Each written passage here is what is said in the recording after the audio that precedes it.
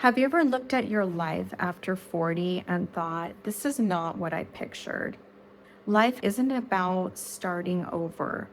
It's about finally becoming the version of you that was buried under expectations, certain ways of thinking, and other people's opinions. Today, I'm sharing what I've learned from loss, healing, and rebuilding my second act from scratch. 8 months ago, I filmed a video in my car that went micro viral. I was exhausted, vulnerable. What people didn't realize is that I had just relocated from having lived abroad over 15 years. I was grieving relationships, navigating solitude, and trying to rebuild my life. Reinvention doesn't happen when everything goes perfect. It happens when life shakes you up and shakes you awake. You start to protect your peace more, and you start living with more truth and intention. One of the lessons that I learned is that your body starts to age. Yes, you start to notice that belly that expands a bit more. It's harder for you to lose weight, and you get the wrinkles, but at the same time, you still feel really young at heart. You have still a curiosity about the world. You're excited about so many things in your life, but you're approaching life in a different way. It seems softer, and you know how to identify fakeness in general, and you put up with less BS than ever before. You are much more careful with who you surround yourself with, because if you hadn't learned how to set boundaries before, now you're learning them. Lesson number 2 is that life is not supposed to follow a perfect timeline. I used to think that if I just had a plan and I was organized about it and I had my vision boards clear, that everything was going to be linear, everything was going to align perfectly. But that didn't happen. And instead, it's been a zigzag of life events, twists and turns, unexpected occurrences and events.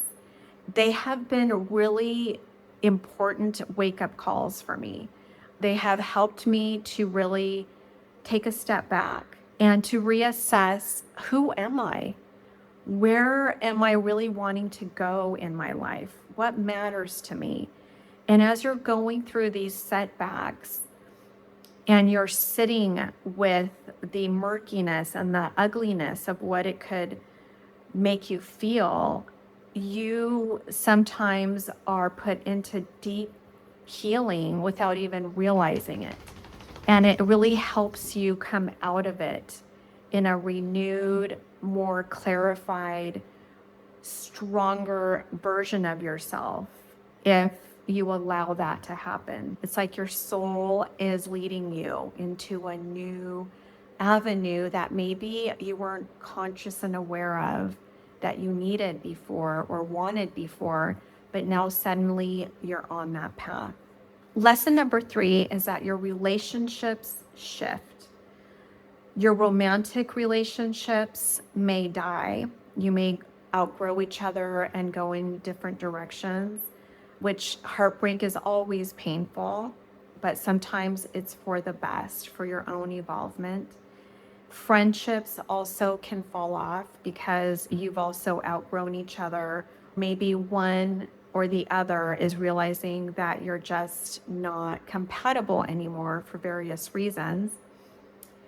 And you can find yourself in moments of solitude, and you recognize that even though that can feel lonely at times, it can also be a very sacred time. And I found myself in both, feeling lonely about it, but also feeling really grateful for the time to really take a look at me, my heart. What does my heart need right now? And you can't always do that when you're in a relationship or when you have a lot of social obligations, because by default, you are not in a space where you can really just value that alone time, love yourself better, connect with God or whatever your spirituality is. And that time is a very beautiful, valuable time to have. Lesson number 4 is that you realize you're whole even if your life looks different. Your life may not subscribe to societal roles like marriage or kids. Nothing external is really what your life is about anymore. You realize that that is absolutely okay. None of these determine your worth. For me, I am greatly nurtured by being around like-minded people. Animals feed my soul. I love being around nature. I don't have human kids. I have fur babies. And I have used that maternal instinct to help animals wherever I've been able to. And so I think that if you're a person who hasn't had kids or hasn't been married, those things shouldn't define you. Your worth is so much more than abiding by societal expectations. When you get to over 40, you start to really honor that and appreciate that you are beating to the beat of your own drum. And that's a beautiful thing. Lesson number 5 is that my greatest spiritual awakenings have come from loss, whether it's a breakup, job loss, illness, anything in between. Those times when I feel absolutely broken open are the times when I have had the most intense growth. They have helped strip away what no longer serves me in my life, detoxing from the inside out. I remember 17 years ago or more, I was engaged to be married, and that whole engagement fell apart. But it became one of my biggest spiritual awakenings. I was starting to read Eckhart Tolle's book, A New Earth, back then. And it really explained everything that was going on in my life at that time. And also, it was an incredible moment when a stranger reached out to me and showed compassion that I will never forget. Those times were times that really helped me to self-reflect and to grow in ways that I never expected. Lesson number 6 is that you stop seeking permission. I was a person that used to seek validation all the time, and I didn't realize it. It was very unconscious.